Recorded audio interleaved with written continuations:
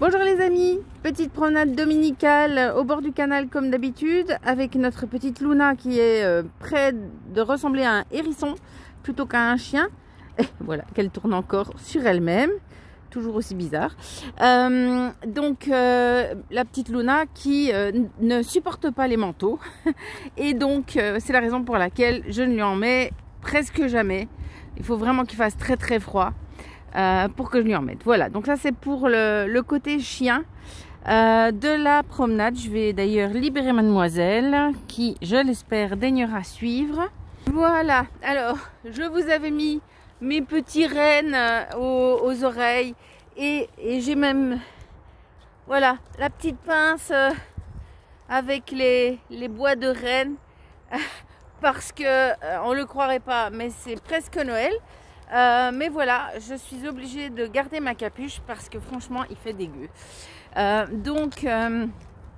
Je sais que vous avez réagi par rapport à mes écouteurs. Il y a des combats qu'on est prêt à mener et des combats qu'on mènera plus tard. Et je sais parfaitement que vous avez raison concernant le Bluetooth, mais là j'ai quelque chose... J'ai quelque chose à vous dire. Oui, j'ai des messages à transmettre et Dieu sait que c'est compliqué avec les écouteurs à fil, plus la capuche, de vous parler. Donc j'ai opté pour la solution d'efficacité plutôt que d'être parfaitement. Qui peut dire que les écouteurs filaires sont parfaitement inoffensifs? Je ne sais pas. Mais moins, disons, j'ai opté pour quelque chose de moins sain parce que je trouvais plus important de vous faire une petite vidéo aujourd'hui. Voilà, tout simplement.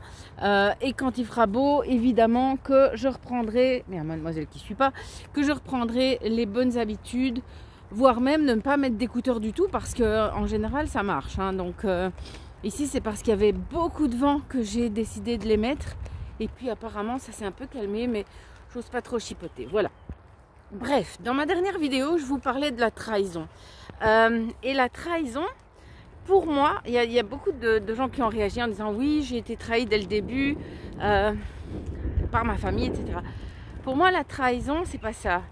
La trahison, c'est quand on est quand on se prétend dans un combat commun, mais qu'on ne sert pas les intérêts qu'on prétend servir.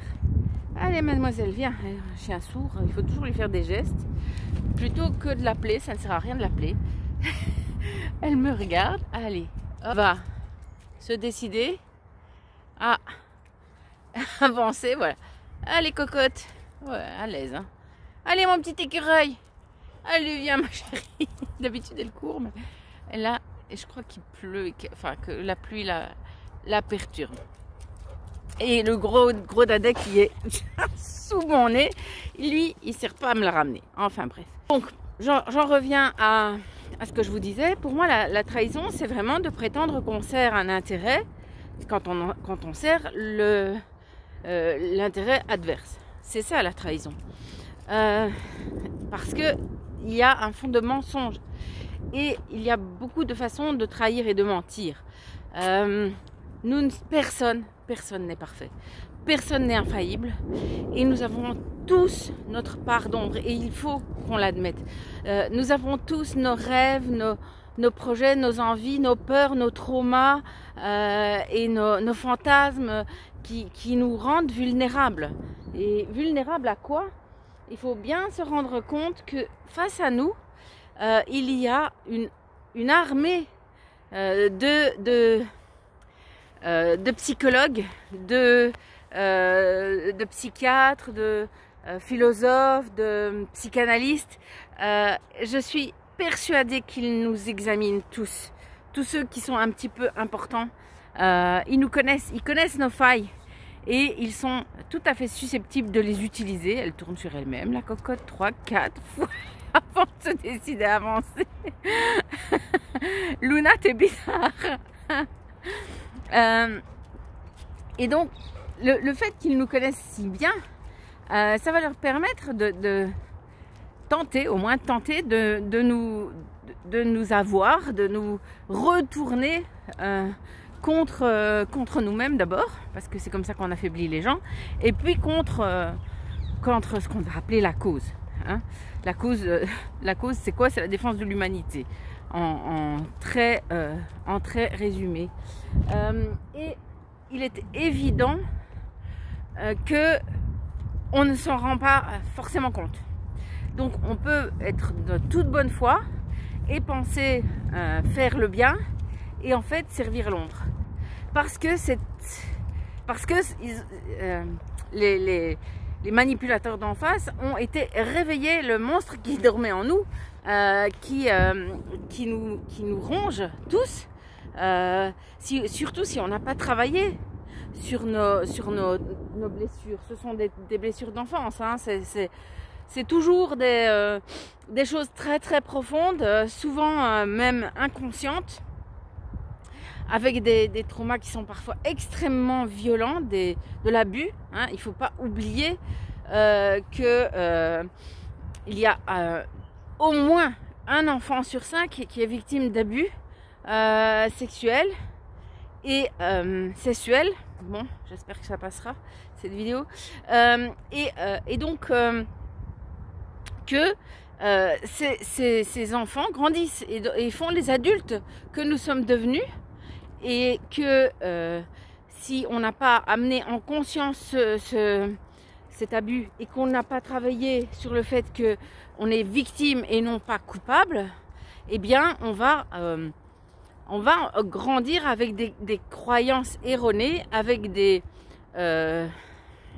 mécanismes de sécurité aussi qui vont s'enclencher si on les actionne en nous. Si la vie les actionne en nous, mais si aussi des manipulateurs s'en prennent à nous pour réveiller ces blessures et pour nous mettre en PLS ou nous faire entrer dans un mauvais combat. D'où le fait que les gens qui trahissent la cause ne sont pas forcément toujours conscients de le faire, mais sont parfois poussés à le faire par quelque chose qui est plus grand, plus fort qu'eux, pas plus grand, mais qui les dépasse parce que c'est ancré en eux et qu'ils ne comprennent pas ces mécanismes et donc ils trahissent de bonne foi. Voilà, c'est vraiment ça. Pourquoi je vous raconte tout ça? C'est parce que ça fait à peu près un mois que j'ai reçu une lettre horrible. Un mail horrible de personnes avec qui j'ai travaillé depuis le début et qui se présentent comme étant très résistants. Et ce mail, je ne vais pas dénoncer, c'est parce que le but n'est pas de stigmatiser les uns et les autres, c'est le discours qui n'est pas bon. Pas la personne en elle-même. La personne, elle a à travailler ses blessures et j'espère que il s'agit de plusieurs personnes, deux. Eh bien, j'espère que ces deux personnes iront un jour travailler les raisons qui les ont poussées à m'envoyer un mail aussi dégueulasse, parce que je peux vous dire que c'était absolument affreux.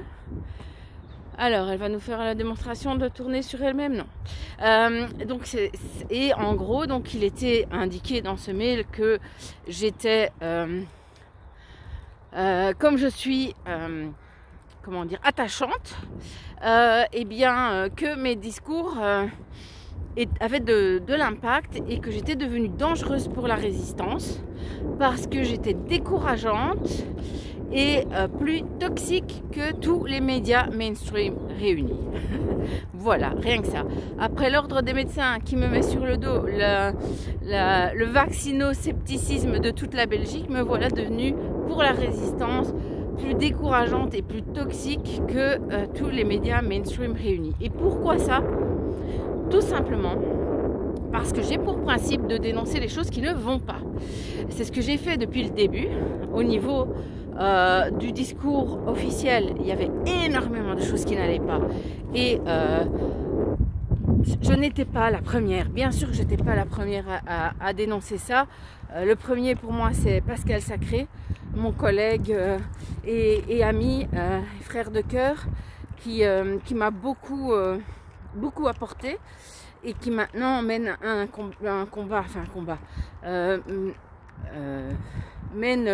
mène le front sur d'autres dimensions, et c'est vraiment très important aussi, parce que je pense que comme je l'ai dit, nous sommes dans un combat aussi matériel que spirituel, et donc c'était important qu'il y ait des gens qui ont beaucoup de spiritualité et qui travaillent sur ce plan-là, mais le discours que j'ai dénoncé, je l'ai à partir du moment où je l'ai vraiment compris comme étant non pas lié à de la maladresse ou à de la panique, mais à un projet construit toxique et sa datute, hein, comme vous le savez, venant de gens qui entendent utiliser les autres comme des esclaves, et bien à partir de là, vous pensez bien que j'ai crié encore plus haut et plus fort toute mon indignation, ma colère, mon inquiétude et tout ce que je proposais de mettre à la place de cette horrible, restons dans le domaine que je connais, de cette horrible façon d'organiser la médecine. Ah, voilà, un courageux qui fait son jogging. Bonjour. Alors, tu viens, Coco? Je ne suis pas. Et quand j'ai vu apparaître des discours qui étaient également toxiques dans la résistance, qui à mes yeux n'allaient pas, et ben je l'ai dit aussi, parce qu'il n'y a aucune raison que je me cantonne à dénoncer les problèmes qui se trouvent dans ce qu'on nous présente comme le narratif officiel. Et il n'y a aucune raison que je ne dise pas, quand je les vois, qu'il y a des dysfonctionnements dans la résistance, qu'il y a des gens qui ne sont pas, soit qui ne sont pas ce qu'ils prétendent être, soit qui ne sont pas dans le bon, à mon avis. Après, je ne suis pas Jésus-Christ, hein, j'ai peut-être tort, mais c'est toujours a posteriori qu'on se rend compte si on a raison ou tort. Mais en tout cas, moi, ce que je ressens dans mes tripes, dans mon cœur, je l'analyse ensuite avec ma tête. C'est pas l'inverse, c'est vraiment, c'est d'abord à l'instinct que je réagis, et quand je vois que ça ne matche pas avec ce que je ressens comme étant juste et bon, ben je le dis. Et c'est ça qu'on me reproche. Aujourd'hui, on me demande de fermer, de fermer ma bouche poliment, parce que j'ose dire qu'il y a des gens qui ont des intérêts financiers dans le système pharmaceutique qui les met en porte-à-faux et qui rend leur avis non objectif, parce que je dis aussi qu'il y a des gens qui prêchent une forme de tolérance et de solidarité qu'ils n'appliquent absolument pas sur le terrain, dans la réalité. Et encore une fois, je ne donnerai pas de nom. À vous de faire vos recherches. Mais par contre, ce que je peux vous donner, ce sont des exemples. Qui, à votre avis, faut-il croire? La personne qui vous dit combien les tests HPV sont toxiques pour le psychisme, hein, donc pour la manipulation des gens, par la peur, hein, donc combien il est dangereux de faire des tests HPV, encore plus des autotests à la maison, sans se souvenir que ce qui compte c'est l'état de santé, et donc l'état des cellules du col. Les frottis de col ne peuvent pas être remplacés par des tests HPV, ce n'est pas vrai. Et juste derrière, il y a la promotion du vaccin Gardasil. Donc, qui faut-il croire? La personne qui dénonce ça, ou la personne qui dit que les autotests HPV sont un grand progrès et que le vaccin Gardasil est non seulement efficace, qu'il faut l'appliquer aux garçons et aux filles, mais qu'en plus il est thérapeutique.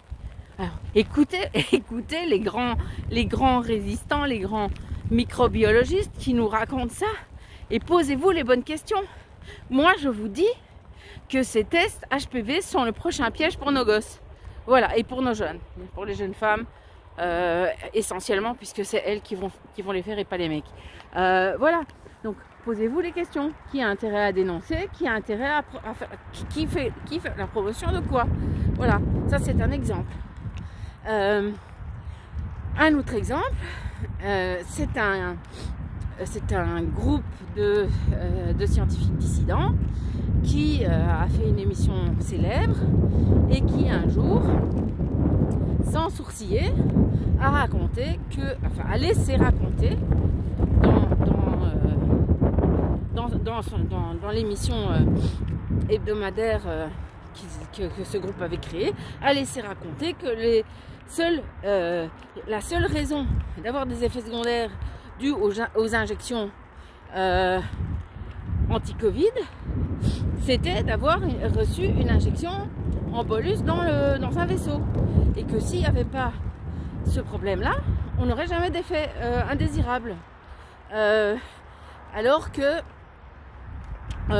déjà prétendre ça, c'est, je suis désolée, mais c'est cracher sur les victimes. C'est aussi remettre la faute sur celui qui a injecté et donc occulter le fait que ces injections sont toxiques, que non seulement elles sont toxiques, mais elles le sont intentionnellement. Et donc, ça empêche en plus les médecins et les gens qui pourraient se poser des questions d'aller vers cette hypothèse de toxicité d'injection en se disant ben non, voilà, ça m'est pas arrivé, j'ai pas eu de bolus IV, donc c'est pas à cause de ça que je suis malade. Enfin, c'est absolument problématique. Voilà. Donc à vous de faire vos recherches et à vous de comprendre entre les lignes. Moi, je ne dénonce aucune personne parce que je pense que nous sommes tous faillibles. Je ne sais pas pourquoi ces gens promeuvent des choses aussi problématiques, pour ne pas dire ironiques ou mensongères, mais je constate qu'ils ont un beaucoup plus grand accès que moi aux médias, comme par hasard. Et donc, je suis aujourd'hui dans une forme d'ostracisation. J'ai été en quelque sorte jugée et condamnée sans procès pour avoir parlé exactement de la même façon que ce que l'ordre des médecins a fait. Je ne parle pas de tous les résistants, attention, hein, pas du tout, hein, mais au moins par ces deux personnes-là, en concertation avec elles-mêmes, je pense, et qui se sont fendues d'un mail absolument horrible qui me fait me demander pour quelles raisons ils ont des problèmes avec leur maman, parce que je vois bien qu'il y a une forme de rancune et de machisme qui est assez sidérant. Je ne rentrerai pas dans le triangle de Karpman. Mon but n'est pas de me battre avec ces deux personnes-là. Ça ne m'intéresse pas.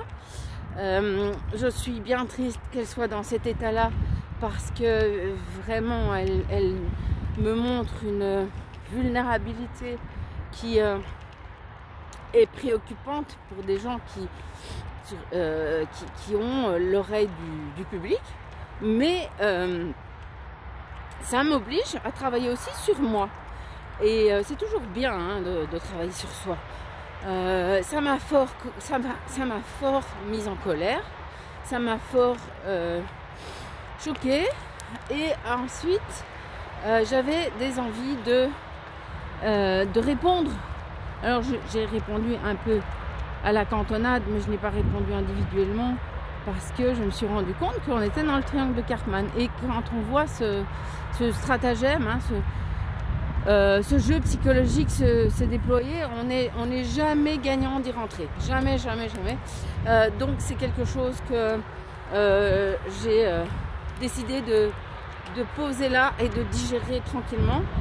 Ça ne m'empêche pas de vous en parler, ça ne m'empêche pas d'avoir la conviction aujourd'hui que ce que je dois faire, c'est de rassembler tous les faits, les preuves que j'ai de la trahison de certains résistants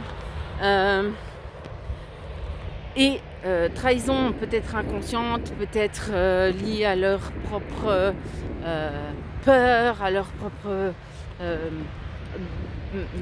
soucis financiers, ou je sais pas pourquoi à un certain moment on bascule du côté obscur de la force. Mais en tout cas, toutes les preuves, enfin je les ai déjà collectées. Ce que je vais faire, c'est les confier à plusieurs personnes indépendantes qui ne se connaissent pas entre elles et qui pourront en faire usage s'il m'arrive quelque chose. Je pense que ça, c'est le plus malin que je puisse faire pour le moment. Et puis vous confier à demi-mot ces vérités qui sont des vérités vues par mes yeux, donc c'est toujours à croiser avec d'autres informations, toujours. Je peux me tromper, comme je vous le dis souvent, je peux être moi-même guidée par mes peurs ou mes convictions ou mes fausses croyances, mais néanmoins j'essaye vraiment de rester alignée. J'essaye aussi de rester dans la charité. Alors la charité, je passe en dessous d'un pont en travaux, c'est pas très joli, désolée. Pour moi, la charité et le pardon sont des valeurs qui impliquent automatiquement qu'il y ait quand même une justice. On ne peut pas pardonner sans qu'il y ait une justice. Et je peux avoir beaucoup de compassion pour le choix d'âme de ces gens. Je parle de plus loin encore, de tous ceux qui sont contre nous. J'ai une grande compassion pour leur choix d'âme parce que je voudrais pas être à leur place, franchement. Mais ça ne m'empêche pas de les combattre, ça ne m'empêche pas de les dénoncer, ça ne m'empêche pas pas de les juger, mais de juger leurs actes, comme inacceptables, intolérables, monstrueux, et de me montrer intransigeante avec le fait, avec la défense de mes valeurs. Je pense que c'est indispensable pour moi de continuer à rester ancré dans ces valeurs, même si on doit se mettre tout le monde à dos, parce qu'à un certain moment, on dit toujours des choses qui dérangent un tel ou un tel, et quand on me dit il faut rester unis absolument, absolument, mais vous voulez vous unir à qui? C'est ça aussi la question.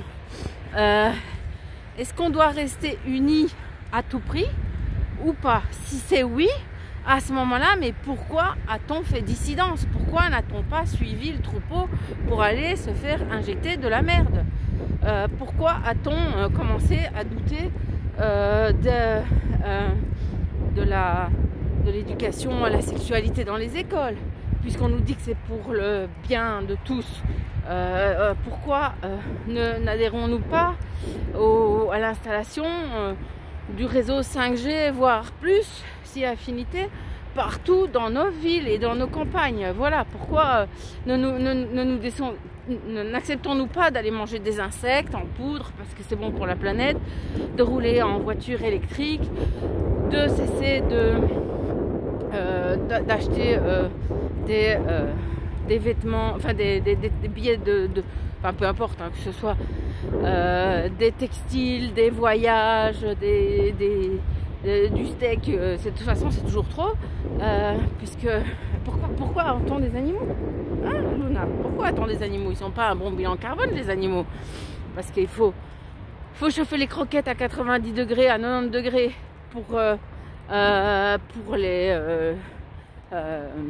pour garantir qu'il n'y ait pas de microbes, parasites, etc.